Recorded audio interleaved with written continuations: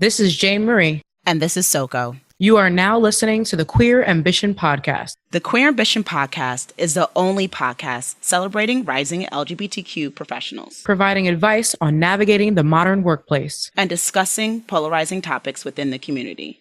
Now listen up. All right. So we're going to welcome, okay. We're going to welcome Danielle Gray to the Queer Ambition Podcast. She's in the interview seat this week. Danielle Gray is a digital marketing consultant with over 7 years of industry experience. She excels in composing proposals, writing content, email campaigns, and generating leads online. Now, Danielle is the owner of DG Marketing Company, a digital marketing firm, and she resides and runs her company in Atlanta. Welcome, Danielle, to the podcast. Thank you very much. Danielle is a boss. It sounds like it. It sounds like she made me sound really good just now. That's all you. That's amazing. Welcome to the podcast, Danielle. Thank you. I appreciate you guys inviting me. I was following you guys. I was like, that's really dope what you're doing. So yeah, thanks. Absolutely. So let's start off with some icebreaker questions. These are a little unorthodox for a reason. Okay. We kind of get to know each other and just get a little creative too. Okay. So I'm going to pitch the first question to Soko. Soko, what would be the name of the reality TV show about your life? Oh my God. Hot Mess and Tequila. I would watch that though. Yeah, no, that sounds interesting enough. Yeah, sure. That would definitely be the name of my reality show. Are you on BET or VH1? I'm definitely a VH1 girl. Okay. Danielle, what is the name of your reality TV show? Okay. See, I wasn't sure if I was going to get the same one, and I should have been thinking about it.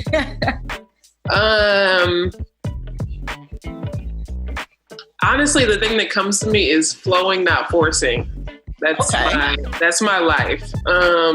So it would just be me living my life and not forcing anything. If that's a thing. But I'm trying to imagine what that show would consist of. Yeah, I know a lot of meditation. No one would watch. I'm just gonna let you know right now. I need a better one. But I can't think of one right now. That was such a good question. Geez. Yeah, that was a really. I don't think that. And maybe traveling something. I don't know. I don't know. That was a good one. Okay, so now I gotta get my mind right because these are the kind of questions. Okay. All right. Noted. For me, my reality TV show name would be Not a Girl, Not Yet a Woman. Oh! Yes. What would that be about? I'm interested. It would be about me trying to act like an adult and screwing it up a majority of the time. That's what it would be about, mostly. Right. So I gotta go food shopping though. Nobody's just gonna buy me some food and bring it here. That's little shit like that. Yeah. Okay, guys. The next question. Place these in order of importance from most to least. Friends, money, love, and family. Boy, I feel like I need to be writing this. Friends, money, love, and family. Friends, money, love, and family. And I can repeat it back to you, but order of importance. Okay, you answer it first, Jay Marie. Family, friends. Okay. Money, love. Oh, that's kind of fucked up. It's quick fire. That's how I'm feeling. That's how I'm feeling right now. Yeah. Okay. All right. I'll go next. For me, it would be. It's hard to choose between love and friends because, I love love. So love and friends are both up there for me. And then money would come and then family's last. Is that fucked up? No, it's not. Who cares? So since you didn't really define love, I think love can be in all of those things. So I'm going to put love as my first. Because it could be love for my job, love for someone else, love for my family. And then I'll put family, friends, money is the last thing. What else am I missing? That's it. That's it. Yeah, I mean, I think money comes when you're living in your purpose. So, you know. Okay. Yeah. Do you know what your purpose is? You know what? Let's just say that. Okay. Can we do the icebreaker questions? Right? Okay. All right, run it back. Okay. When you walk into a room filled with people, what do you want them to notice about you first? Soko. Shit. God. You know, I thought the question was going to be, what do you think they notice about you first? Right. That would have been easier, you know? What do you want them to Nothing? Wise. Nothing. Okay, what do I want them to notice about me? That I might have resting bitch face, but I'm actually pretty nice. Okay. So you think when people see you, they automatically just think that you're a bitch. Is that what you think? Yes, yeah, for sure. I definitely think that. You're so confident. Yeah, absolutely. Like, yeah, for sure.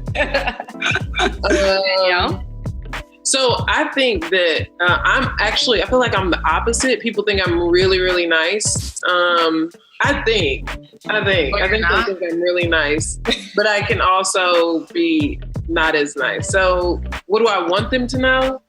Probably that I'm a genuine person and they can come talk to me like I'm open. I'm open to conversation. Okay. All right. What do I want them to notice about me first? I would say my smile. Because I always try to enter a room always with a smile because I want people to think I'm warm, to believe that because I am. Yeah. So I would say my smile. If you notice that, then we can talk, we can dance, whatever it may be. All right. Yeah. That was good. All right. All right. So Danielle, you now are the owner and founder of DG Marketing Company, right? What were you doing before you went into that? So I worked at a design build company, which is a construction company. And so I went from undergrad straight to graduate school because I played basketball in college and I didn't have any work experience at all. So it worked out that I just went to graduate school. And then right after that, I got this job. It was an internship at this construction company. I didn't care because they had $13 an hour. I thought I was balling. And so I worked there and realized there was a niche in this industry. So I worked there for 7 years. And then I realized that there's not a lot of people focus on marketing and engineering, construction, and architecture. So that's where I found my niche. And that's most of my clients are in manufacturing or construction. That is the sexy, consumer products, but they have budget too, and they need help. So it worked out. That's cool. It is. But weren't you scared? Weren't you a little nervous? Oh, yeah. Yeah. I mean, so a little background. My dad has his own business and my mom does too. So the family business is having a business. So it was scary, but it's also kind of we knew it was going to happen at some point. It was really scary. I think what helped me was that my old company said that they would hire me as a consultant. So I was like, I gotta go. But basically I had to move back up to Atlanta to help my mom out. She was sick. And so I was like, I gotta go. They were like, oh, you can't do the same job, blah, blah, blah.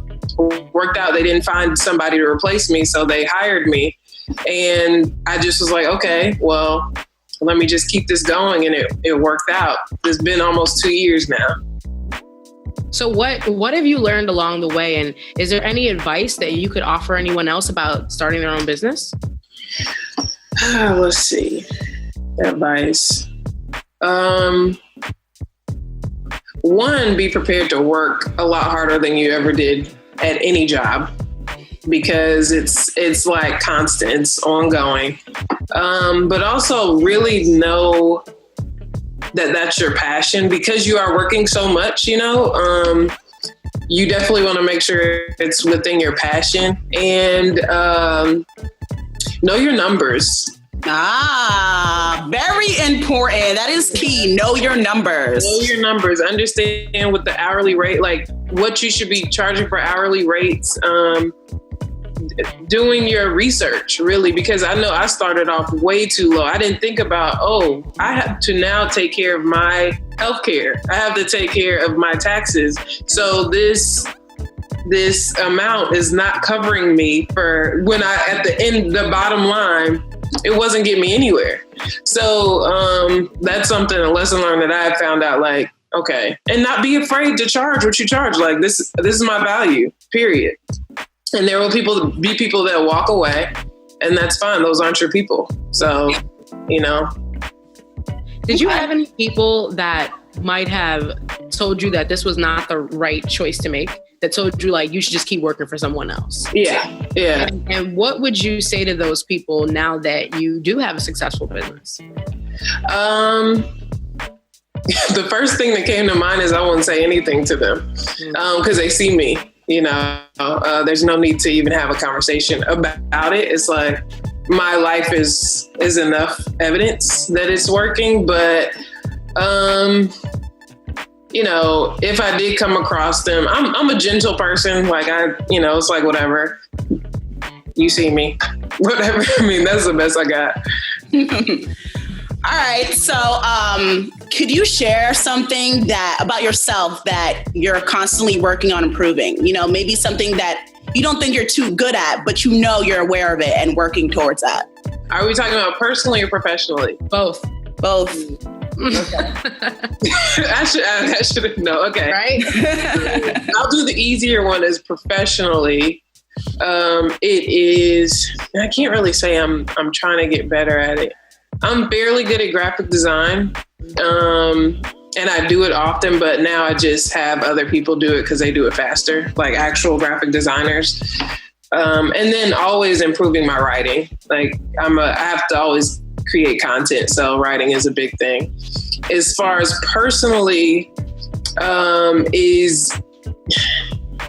was just talking about this the other day, is making sure that I am naturally nice and naturally loyal and naturally trusting, but not everybody deserves that part of me. And so what I find myself having to do is kind of back up and slow myself, because I'm just like, yeah, like everybody's good. I believe everybody's good. And that gets me in trouble because I'm trying to be helpful and Captain Save. Oh, thank you. I should have known this is cool. But that's basically, I'm just trying to get to know myself, and always, you know, constantly working on self-care and making sure I'm preserving self. So, yeah.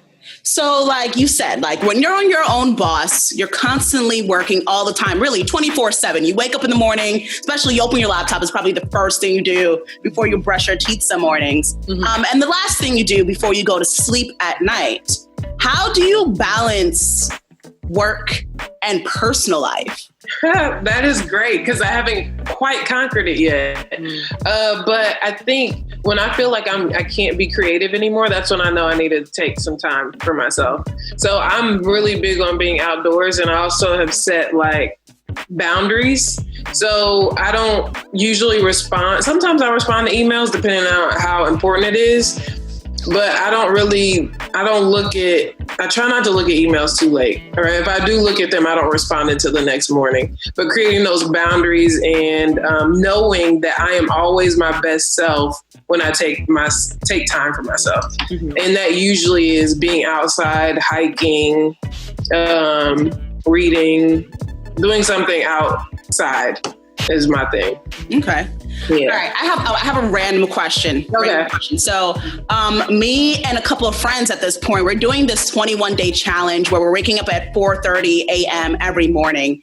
And even before this challenge, I found that when I woke up super early to get work done, I was like my most productive. So what time of day is like your sweet spot? Oh, sweet spot is probably, it's not early. It's about from 2 or 3 to about 7. Really? Yeah, that's my. Now that doesn't mean I'm not up, but usually in the morning I'm in proactive mode or reactive mode, because I'm answering emails, trying to get things done, and then when I'm actually creating is like after lunch, and I'm really like, I lose time at about 2 to 7, 8. Yeah, That's my time. Wow, I'm surprised your brain still works after lunch. It does. It actually starts. I mean, it also depends on the project, but because I definitely can get up in the morning and do stuff. But yeah, for the most part, that after like that snack that hits out after lunch, I'm good. Yeah. So I want to take a step back and a little bit deeper. So you mentioned that you enjoy being outdoors, and that's what keeps you creative and allows you to have that work-life balance. But you didn't mention anything about a relationship. So how are you able, as a business owner who is kind of in a sense working almost 24/7, how do you also balance having a relationship, and has your work ever interfered with your personal life? Oh, that's a good question. Yes, it has. I honestly, I'm not really focused on. That's a hard one. Because I can't say that I'm not blocking being in a relationship. I think a big thing is that they would have to understand the passion that I have to succeed. And so with that balance, I don't quite have that. And I don't think I'm in the space to do that because I'm in a building space. But I think like within,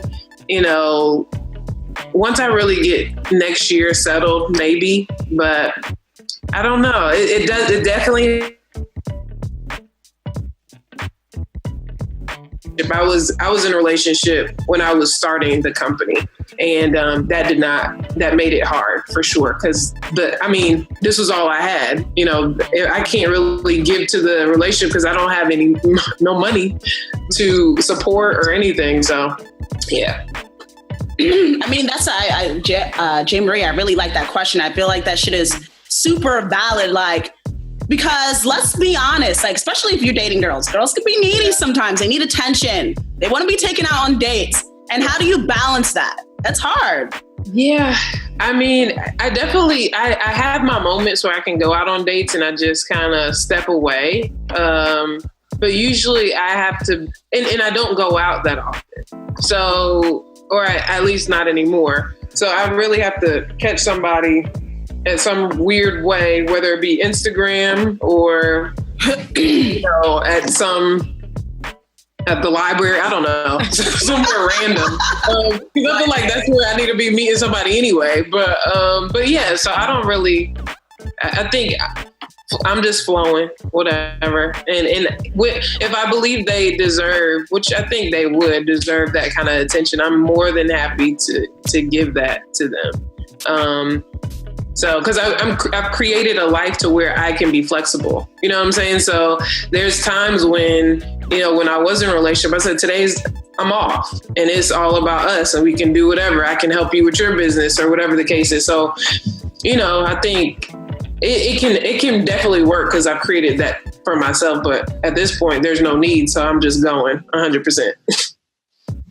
I hear you. So, yeah. So what are some of your personal and professional goals for 2018? So let's see. Professional goals, definitely. I would love, and I don't know, this is kind of professional and personal, but I'd love to pay my rent for 6 months at a time. Wow. That's a goal of mine. So I don't have to worry about it. I just would think that's so cool. Or at least 3 months, 3 to 6 months would be nice. 3 months is a good start. Yeah. 3 months. I'm like 6 months. Goddamn. Yeah. I know. That's a goal, but I think a reasonable goal would be 3 months. And then honestly, within the next 2 to 3 years, financial freedom from everything is a goal of mine. Personal, I'm trying to read a book a month. And really I have Audible, so I can listen to it when I'm doing something that's a little mindless. You know what I'm saying? So, because there's definitely some things I do that it doesn't require a lot of brain power. At least at this point, I'll eventually hire somebody to do that stuff. But at this point, there's a lot of copy and pasting or putting in reports or whatever. Yeah. And so I'll listen to Audible. So that's probably read a book. It's self-help mostly. I love self-help books. Ah, interesting. Yeah. What's the last self-help book you read or listened to? Well, the one I literally just listened to is Wisdom of Sundays by Oprah, or with Oprah. It was good. Oh. And then one that I loved is Mastery of Love, The 4 Agreements. Business book would be, what is it called? I can't remember right now. And that's so sad because it's one of my favorite books. I can't think of it right now. But anyway, self-help is mostly, where I like to stay, because I feel like when you have a healthy mind, everything else kind of flows. I agree. So talking about you as a marketer, what differentiates you from the other consultants out there? I think that what people immediately can tell is that I'm genuine and that I'm passionate. So I think that usually helps, because sometimes it can feel really slimy and like you're trying to get over on me with other consultants. Mm-hmm. So for sure, that's something that people have reached out to me and told me about. And also that I'm about the human experience. Because sometimes we're like, get caught up in the numbers or caught up in page views, blah, blah. But it's like, what are the people, just customer centric, especially in, the industry that I'm in. They're always thinking about what services they have, and we're the best, but that's not what it's about. It's like, how can we solve? And one of my motto, I guess, for DG marketing is listen and solve, not tell and sell. So it's just about listening, figure out what the customer wants, and then figuring out how you can help them instead of sell something to them. All right, I'm going to go rogue here really quick. So, all right. You, Danielle, and J. Marie are kind of in the same realm of things. What, social media, marketing, kind of? What would you say is the one downfall of your industry? You, Danielle, first, and then you, J. Marie, next. Industry is in marketing as a whole? Yep. I would say... Yeah, that whole idea of being not genuine or posting too much, not feeling like it's real, like you're just trying to get over on me. I think that's what I see a lot is just things don't look good. And that's more so not necessarily, but people that are attempting to do it themselves. And that's one of my hardest things is I'll see someone like, ooh, that is not. And honestly, one of the things that, promoted me to want to be with you guys is that I saw the branding look clean. It looked not, what I'm saying? Like that matters because we are human beings. We judge a book by its cover, period. Yeah. Thanks, J. Marie. Thanks, J. Marie, by the way. No, absolutely. She's right. So authenticity is like a buzzword right now within the marketing industry overall. It's like, especially early 2017, it was all about how you can be more authentic. So that's when you see the rise of Snapchat and Instagram, because people don't want to see like these super polished content. You want to see things that look like your friend made it, because that's the content you're going to click on. Right. But if I had to say, the hardest thing for about our industry in terms of dealing with a client, I would say is return on investment. Because I hear that often. That's something that we constantly have to prove is, why are you moving the needle for me? Why is this worth me spending my money on, especially when everything on social media is pay to play, right? So I would say that, marketing overall is not a sprint. This is a long distance run. So if you put the effort into it, you're going to see the return. But if you have a small business owner, he wants you to take that $200 and make it into $1,000. And it's hard to do that. Tomorrow. Yeah. So I would say for me, it's ROI and constantly having to prove that for sure. I don't know if you can agree, Danielle, especially as like owning your own business. Oh my God, I can only imagine. That I was going to say, because I was like, you got me in nerd moment right now, because that's so true, especially with so I work with these construction companies that they're trying to get $200 million projects. That does not happen over a course of even a year. Sometimes it's a small or a slow play, like you were saying. So I wish, because especially if it's authentic and it's genuine, and it feels good, it's not going to be pushy. So it's a slow progression to being like, okay, yeah, these are the people that we need to work with. And also making sure they know that thought leadership is important to that. You got to show that you are the person to go to or company to go to for a certain thing. So, yeah. I completely agree. Yeah, no, I love it. I definitely, the minute I saw marketing at the end of your Instagram handle, let's sign her up for this one for sure. I feel like we're going to definitely have these nerd moments and I'm all about it. So wait, you have your MBA, right? I do. Okay, so do you think having your MBA better prepared you to run your own business? No, I don't. I think that having my MBA makes it easier for me to close on business. If that makes sense. I know. I want you to elaborate on that. I was like, yeah, break that down.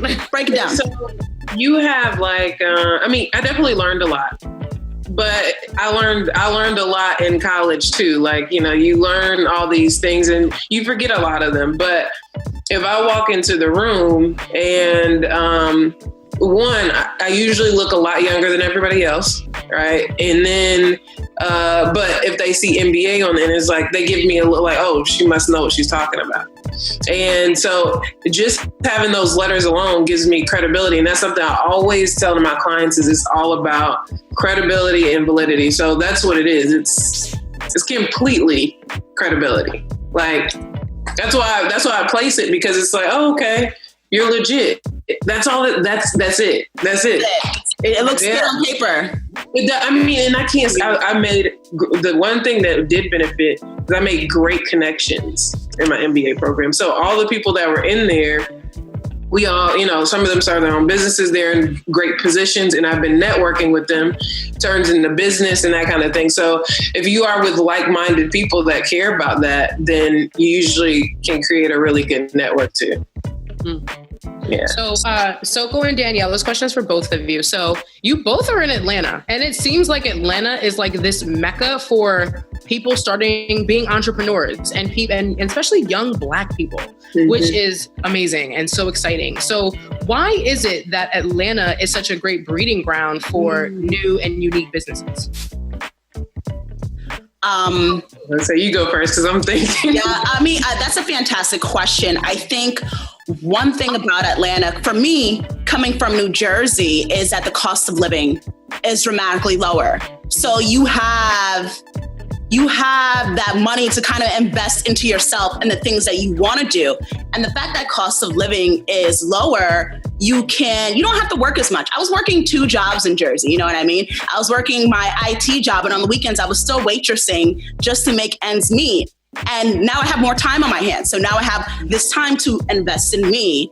And then also, I really think that because you see everybody else hustling and bustling and doing their own thing, and not only doing their own thing, but being super successful at it, or even going to, the restaurant down the street that's a Black owned, like that's such encouragement when you see things like that. And I see that all over Atlanta. Yeah, I think I'm born and raised here, so which is fairly rare, apparently. Very rare. Yeah. You're a unicorn. Yeah, I know, apparently. But yeah, I was born and raised here, and I think it is. It's where people come and they can do more with their money. They can invest more in themselves, and and I think it's inspiring to others. So it just kind of keeps on breeding and just gets bigger and bigger. Because I work at a co-working space that's Black owned, and it's just every day the magic is crazy in there.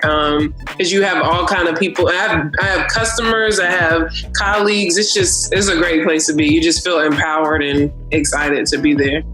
One thing I want to ask is, in Atlanta, do you feel like you are supported by your network? You feel like there's more supporters or haters out there? I honestly, I don't know about haters. I really have no haters. You're too nice and genuine. No, it's just like, if I do, they haven't made themselves known, or I really don't care. Like, they don't deserve that energy for me to even know who they are. But so I would say definitely have more supporters, because I don't know what the haters are. But it depends in which realm we're talking about. Like in my professional, yes, I get a lot of support. Not necessarily personally, like my friends, only because it's hard. It's like I work with small businesses, but that doesn't. I can only do so much for them, especially with my bigger clients. It's just harder. So. Right. But for them, your friends, when it comes to support, it could be as simple as sharing your post or like putting your name out there when they see someone that need your services, Right. And I think I do. I have enough of it. And I'm very grateful for what I have. I also don't have a lot of friends. So that's also a thing. Yeah. Do you think that's because of the amount of work you have to put into your business? No, I purposely have very little friends. Okay. How many friends do you have? Oh my God. I'm nosy.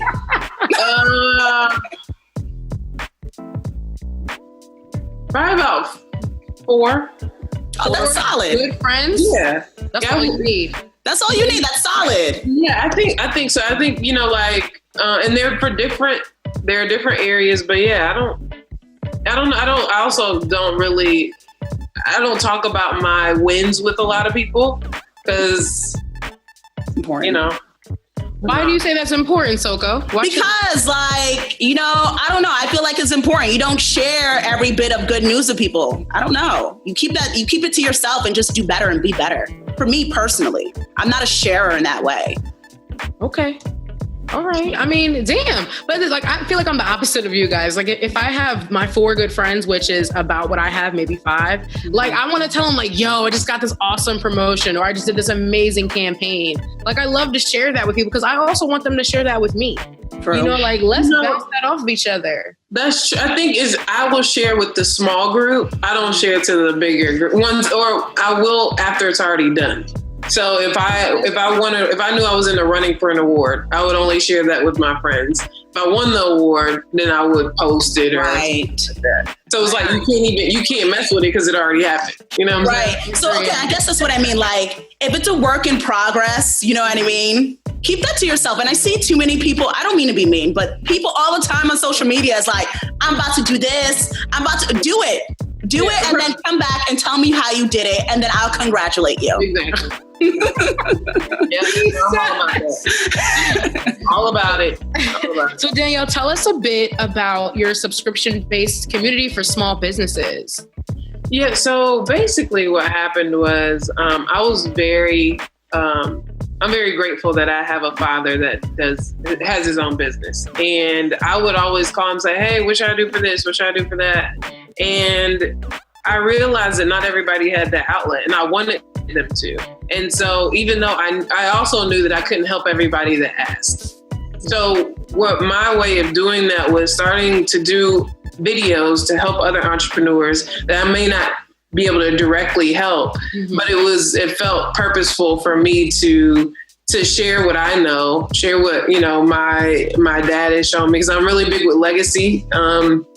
And I'm big on the Gray name to carry that. And so, I just wanted to help other people that may not have the same means and the same direction or mentorship that I did. Absolutely. So DG Marketing Co., that's at DG Marketing Co., is offering a free trial for businesses in the first month for the free trial. And then it's $7.99 after that. So basically it's like getting a Netflix subscription. Yes. As you had mentioned. So that's definitely, that's a great resource. And I agree. Sometimes people don't want to make that big leap to sign a contract, but if you can offer them something else to supplement their business, it's always a win. Yeah, and we all have to invest in our business, and it's an easy way to invest in your business. So I'm planning to get lawyers to interview to help. Like, what's the difference between an S corp and an LLC and that kind of thing? Yeah. How do you do your own healthcare? Because that was something that I struggled with. Just figuring out all those pieces that I just didn't know. How do you do payroll? How do you pay yourself? And those financial people and doing taxes, all those stuff, I had no idea how to do. So I want to help other people once I figured it out, get help with that. some way. Give back.